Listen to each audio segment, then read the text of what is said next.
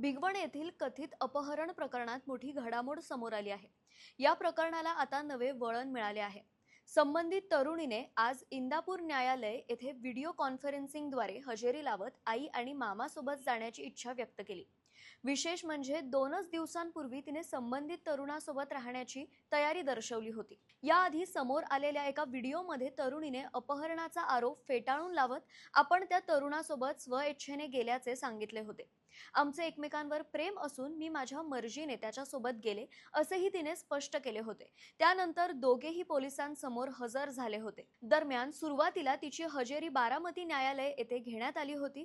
त्यावेळी ती आईसोबत जाण्यास तयार नसल्याने न्यायालयाने तिला 5 दिवसांसाठी सुधारगृहात ठेवण्याचे आदेश दिले होते। आता 5 दिवसांनंतर झालेल्या सुनावणीत तिचा बदललेला जबाब समोर आला आहे।